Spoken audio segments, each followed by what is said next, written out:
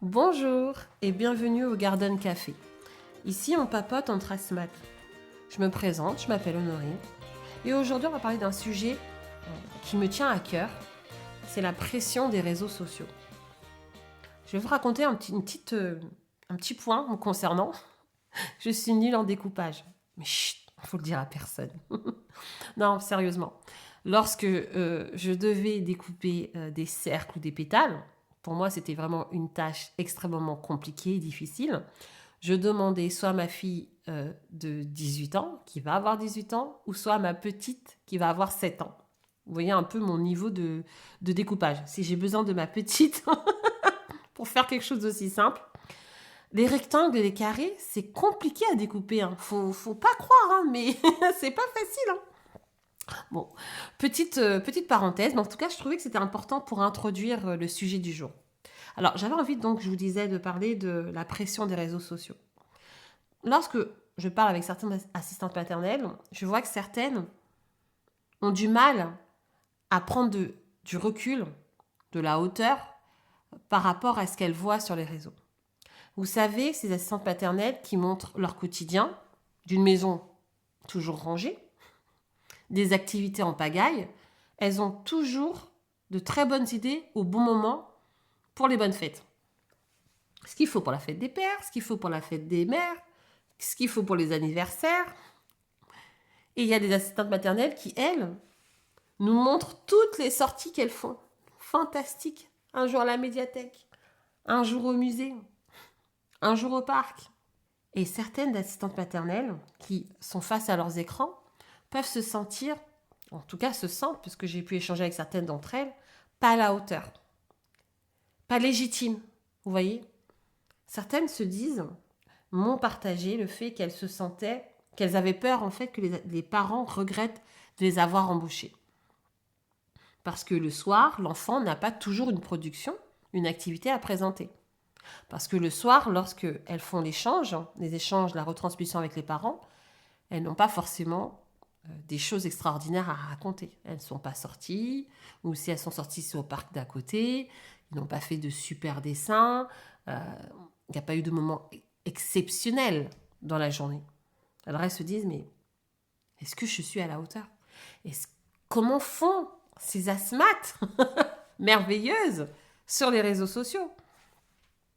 Vous savez, comme je vous disais en introduction, je suis nulle en découpage.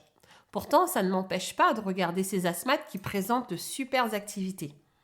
Je suis dans le groupe, enfin plutôt j'étais dans le groupe du RPE de mon secteur, et je voyais ce qu'elles partageaient pour les différentes fêtes et différentes occasions dans l'année. Et je trouvais ça super.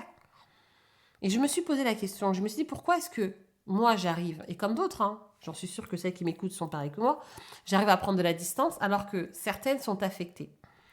Et j'ai donné quelques astuces aux collègues qui étaient dans le cas où elles se sentaient mal. Je leur ai donné quelques astuces pour aller mieux. Et vu que les retours sont positifs, j'avais envie de partager avec vous. N'oubliez pas que les réseaux sociaux ne sont pas le reflet de la réalité. Il faut laisser Insta ou TikTok être un outil et non un miroir.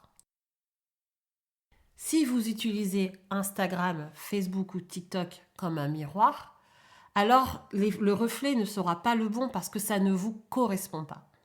Alors que si vous acceptez que ces réseaux sociaux sont un outil, vous n'allez plus regarder à cette personne, à son cadre de vie, mais plutôt à ce qu'elle peut vous apporter, à l'objet de sa vidéo. Par exemple, lorsque vous voyez une assistante maternelle qui parle d'un découpage, moi ma passion pour les découpages, je ne vais pas me dire que cette assistante maternelle est une femme extraordinaire parce qu'elle arrive à découper des fleurs. Je me dis, waouh, elle a fait une super activité pour les enfants. Comment est-ce que moi je pourrais l'adapter pour que ça soit beaucoup plus simple pour moi à reproduire?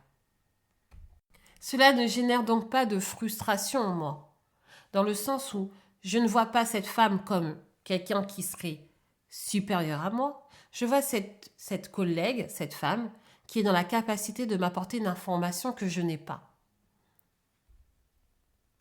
Comme les réseaux sociaux ne sont pas des miroirs, alors ma réalité n'a pas à être reflétée par ce que je vois. Ma réalité n'a pas à être identique à ce que je vois. Vous voyez ce que je veux dire? Il faut garder notre authenticité. Et ça en revient à ma deuxième astuce, qui est de savoir reconnaître nos talents et nos compétences. Et ça, c'est très important. Bien sûr que certaines sont fortes en dessin. Bien sûr que certaines sont fortes en sortie, adorent sortir. Mais nous avons tous des qualités, nous avons tous des défauts. Sachons mettre en avant ces qualités-là, que nous appliquons au quotidien sans nous en rendre compte. Nous les avons. Mais il faut savoir avoir. Ce n'est pas être orgueilleuse, de se sentir supérieure, de se dire je suis apte, je suis capable de les emmener faire des sorties, de prendre les enfants sur mon dos et je sais pas moi, de faire des heures dans les forêts. C'est pas être prétentieuse, ce sont vos capacités. Et il n'y a rien de mal à dire oui, moi j'ai une attitude, je suis très forte en tout cas, je sais les amener à faire de super goûters, à savoir préparer avec eux. Ça aussi, c'est bien. Nous avons tous des talents, nous avons toutes des compétences. Et si nous les acceptons et si nous avons l'honnêteté de les mettre en valeur, alors ce que nous voyons sur les réseaux sociaux ne pourra pas nous impacter parce qu'il n'y aura plus de vide à l'intérieur. Vous voyez ce que je veux dire? Moi, quand je vois des personnes qui font de super découpages, je dis c'est cool, je vais essayer de m'inspirer d'elles pour ma prochaine activité, mais moi, je préfère sortir. Voilà, c'est ça, c'est ça mes compétences, c'est mes aptitudes. C'est de pouvoir organiser des sorties avec les enfants.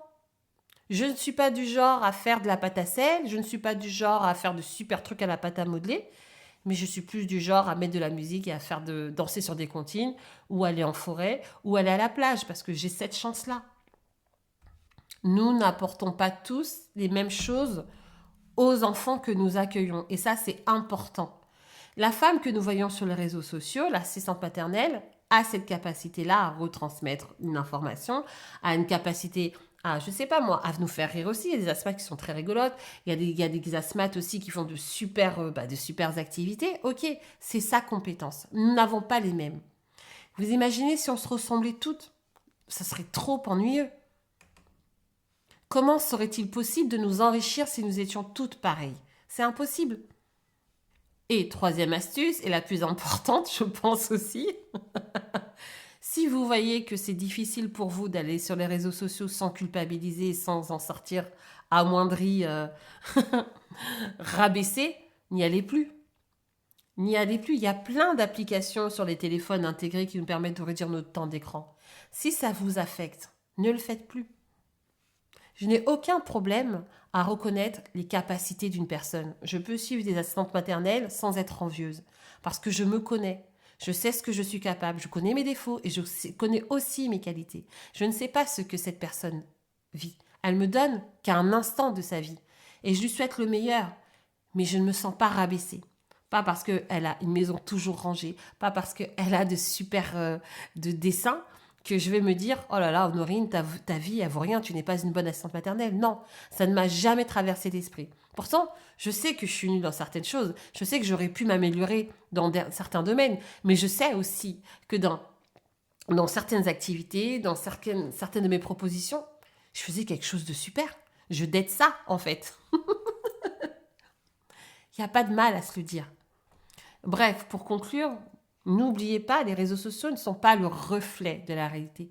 Ce n'est pas un miroir, c'est un outil.